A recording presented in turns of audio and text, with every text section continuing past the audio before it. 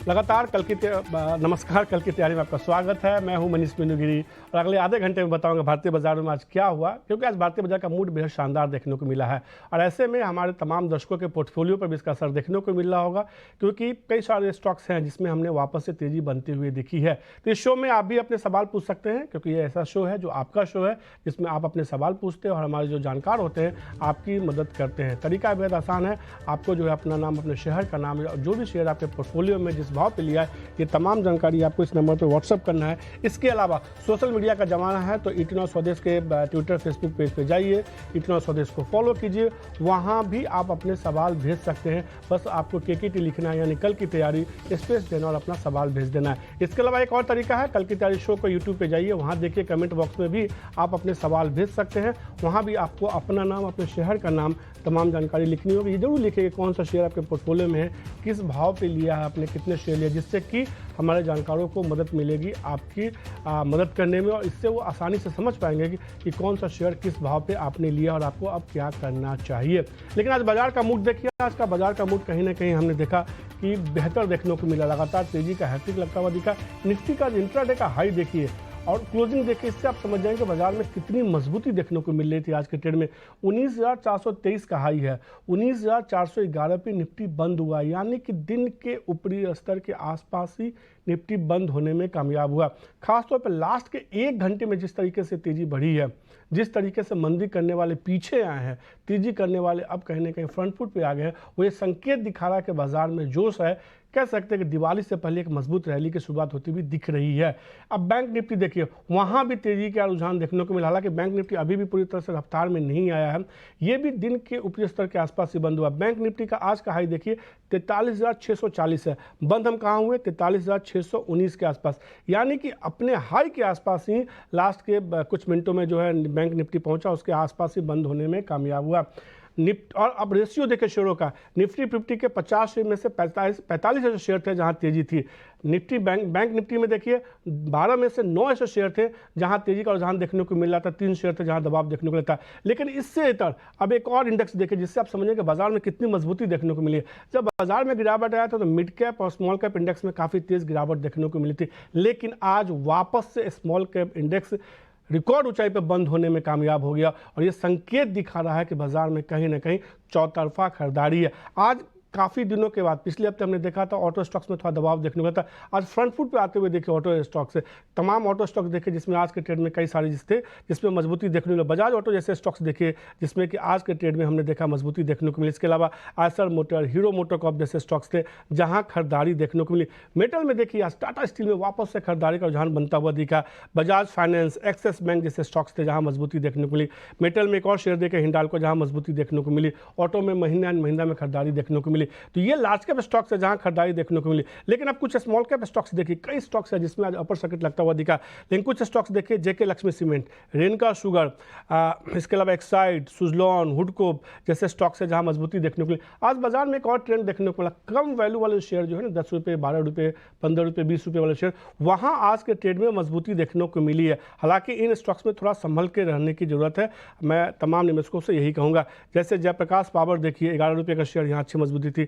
बजाज हिंदुस्तान देखिए वहाँ मजबूती देखने को मिली थी। डिश टीवी देखिए वहाँ खरीदारी देखने को मिली थी। रिलायंस पावर देखिए वहाँ मजबूती थी। ये वैसे स्टॉक्स है जो कम प्राइस टिकट के हैं, लेकिन यहाँ पे एक अच्छी मजबूती देखने को मिली थी। तो ऐसे में क्या अब मौका इन शेयरों में मुनाफा वसूली का या तेजी और देखने को मिल सकती है? बात करने के लिए दो जानकार हमारे साथ जुड़ चुके हैं। सनी अग्रवाल है एसबीआई सिक्योरिटीज से और किरण जानी है जयनाम ब्रोकिंग से। आप दोनों का शुक्रिया और नमस्कार। जिस तरीके से हमने देखा किरण, आज मजबूती देखने को मिली, तेजी का कह सकते हैं हैट्रिक लगता हुआ दिखा। कल वापस से तेजी आपको दिखती है कि, और क्या अब निफ्टी के लिए 19,500 का जो स्तर है, जिस तरीके से हर रोज हम गैप अप के साथ खुल रहे हैं और उसके ऊपर टिक रहे हैं, क्या 19,500 ज़्यादा दूर नहीं है?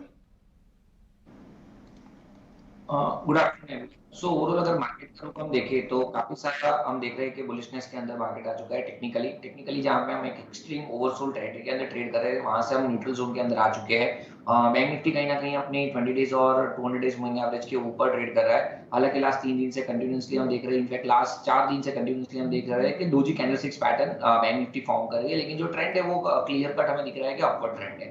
अब नीचे से जिस तरह का एक अपस्विंग आया है, लोअर टाइम फ्रेम में वापस ये जो इंडिकेटर्स है वो एक ओवरबॉट जोन के अंदर ट्रेड कर रहे हैं और कहीं न कहीं अपनी इंपॉर्टेंट मूविंग एवरेजेस का रेजिस्टेंस है। और फेस्टिवल सीजन जिस तरह से आ रहे हैं, तो कहीं न कहीं चांसेस है कि एक ज़ोन के अंदर मार्केट रहेगा, एक रेंज के अंदर मार्केट रहेगा विथ ओवरऑल जो बायस रहेगा वो बुलिश के साथ रहेगा।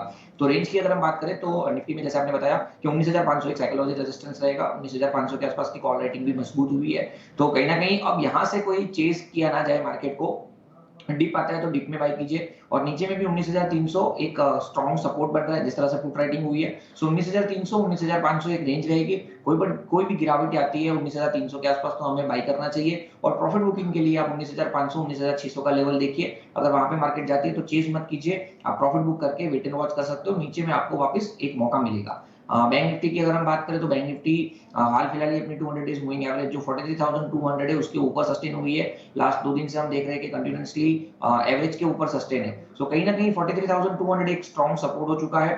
43,500 के ऊपर एक जम के कॉल राइटिंग हुई थी, लेकिन आज कहीं ना कहीं मार्केट सस्टेन हुआ है 43,500 के ऊपर। तो कल का 15 मिनट आधा घंटा पहले हमें देखना रहेगा। अगर 43,500 के ऊपर ही मार्केट सस्टेन होती है तो वहां पे एक शॉर्ट कवरिंग जो आएगी उसके चलते हुए हम 43,800 तक भी मार्केट देख सकते हैं। सो ओवरऑल कल के लिए बैंक निफ्टी में आप 43,500 देखिए, जब तक वो होल्ड है आप मार्केट को चेस कर सकते हैं फॉर द टारगेट ऑफ 43,800। वैसे ओवरऑल मार्केट में तेजी कंटिन्यू रहेगी। पर किरण ये मानते हुए कि यहाँ से बाजार में मजबूती ही देखने को मिल सकती है, निफ्टी पे वो मान के चले 19,500 का स्तर भी देखने को मिल सकता है। गिरावट को मान के चलना है कि आप इसे खरीदारी के मौके के तौर पे देखें, खरीदारी करके चल सकते हैं। बैंक निफ्टी का जहाँ तक सवाल है उनको लगता है 43,500 के ऊपर जब तक टिका हुआ है तब तक अच्छी बात है, मजबूती देखने को मिल सकती है। अब बिना देरी किए फटाफट सवाल जवाब के सिलसिला को शुरू करते हैं। पहला सवाल जो अजय कुमार का है, टाटा स्टील पर उन्होंने सवाल पूछा है। 190 शेयर के पोर्टफोलियो में 127 रुपये के भाव पे यूट्यूब पे उन्होंने ये सवाल पूछा था कि आपके साथ जानना चाहूँगा सनी, क्या राय होगी टाटा स्टील पे? ये एक ऐसा शेयर है जो बीते कह सकते हैं 1.5 महीने में बहुत अंडर परफॉर्म किया है, आज थोड़ी खरीदारी देखने को मिली है। इनका जो प्राइस है 127 रुपये का, वो वापस आ जाएगा क्या? या good afternoon. Definitely Tata steel में हमने देखा था कि ये क्वार्टर के नतीजे में जो वन टाइम इम्पेयरमेंट का कॉस्ट आया था यूके प्लांट को लेके, उसके चलते कहीं ना कहीं इसमें एक पैनिक रिएक्शन भी देखा गया, तो स्टॉक में करेक्शन देखा गया था। बट जिस तरह से मैनेजमेंट की कमेंट्री आई है, ये देख के लगता है कि सेकंड हाफ FY24 काफी रोबस्ट रहेगा कंपनी के लिए और मेरी बने रहने की सलाह रहेगी। डेफिनेटली जो टाटा स्टील है इसे ग्लोबल न्यूज फ्लो भी कहीं ना कहीं इम्पैक्ट करता है और अगर चाइना या वेस्टर्न वर्ल्ड से कोई पॉजिटिव न्यूज फ्लो आती है मेटल को लेकर के, तो एक कहीं ना कहीं पॉजिटिविटी देखने मिलेगी। 127 रुपये कोई ज्यादा दूर नहीं है, बने रहने की सलाह रहेगी टाटा स्टील में। सीधे तौर पर टाटा स्टील में बने रहने की सलाह है। अभी आपको वापस से जो है शेयर में प्रॉफिट होता हुआ दिखेगा।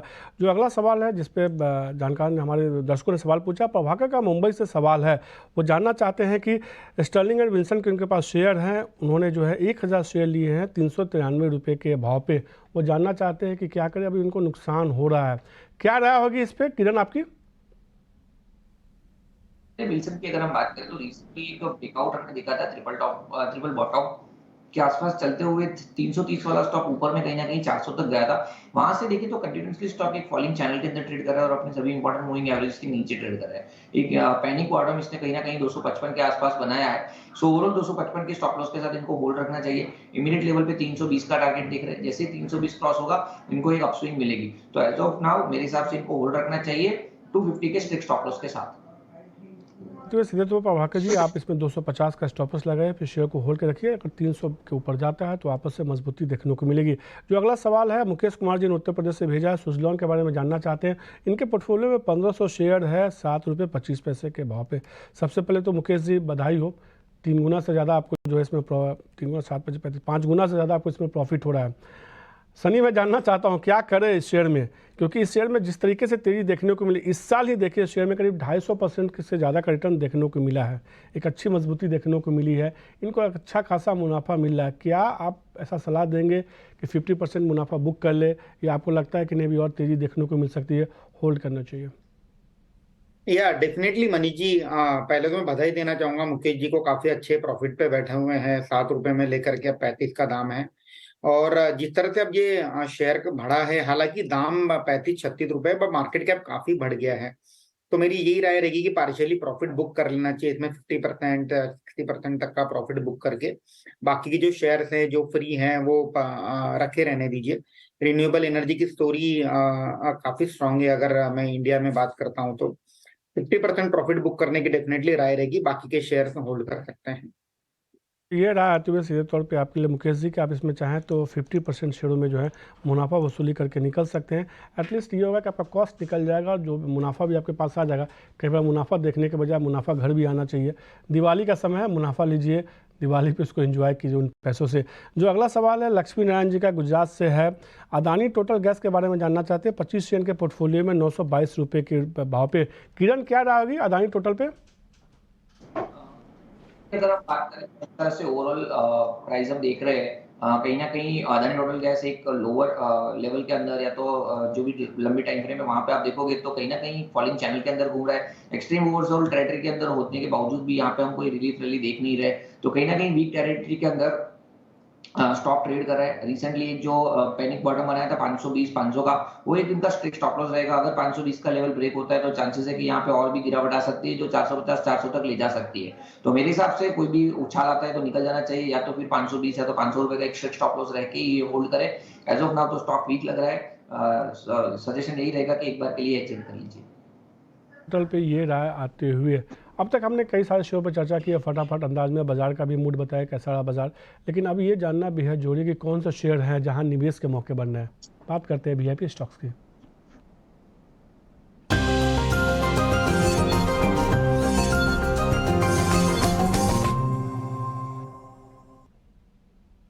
सनी, बताओ वीआईपी स्टॉक्स कौन सा शेयर आपको पसंद आ रहा है?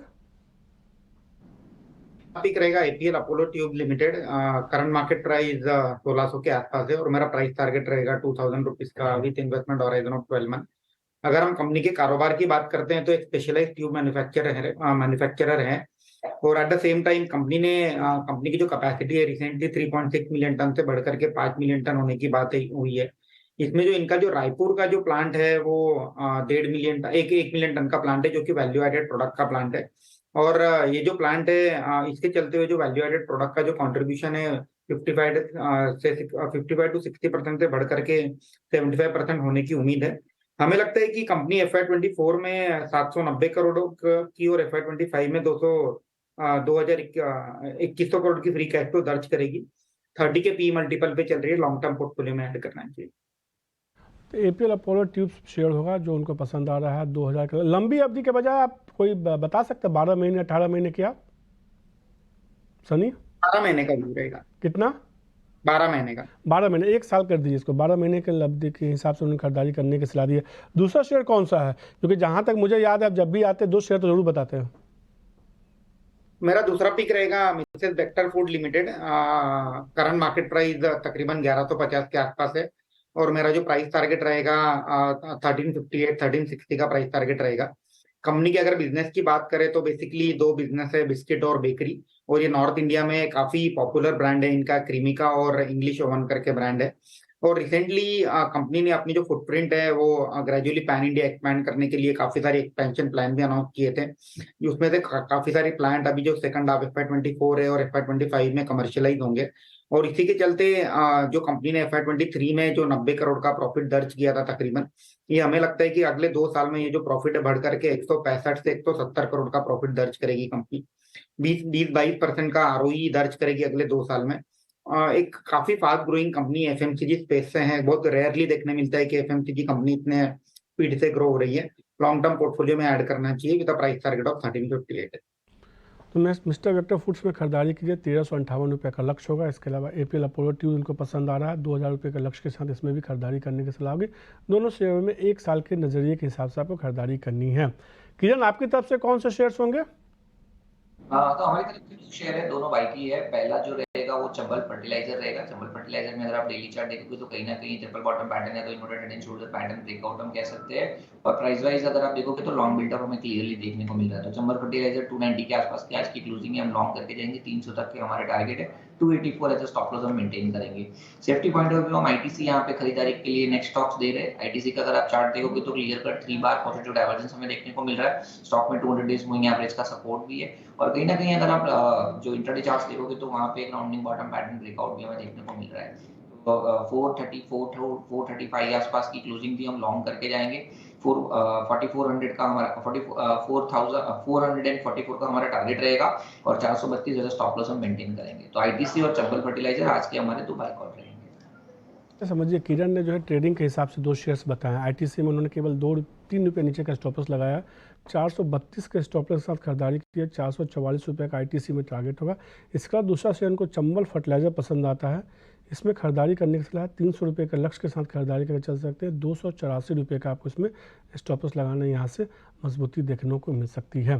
तो हमने कई सारे स्टॉक्स पे चर्चा की है, निवेश के कुछ स्टॉक्स आपको बताएं, दर्शकों के तमाम सवालों के जवाब दिए, लेकिन कल की तैयारी में आज के लिए इतना ही। थोड़ी समय की कमी थी किरण, इसलिए ज़्यादा और सनी ज़्यादा शेयरों पर हम चर्चा नहीं कर पाए आज के लिए। अगली बार जरूर करेंगे विस्तार से और भी तमाम शेयरों पर। लेकिन कल की तैयारी में आज के लिए इतना ही। मुझे दीजिए इजाज़त। नमस्कार।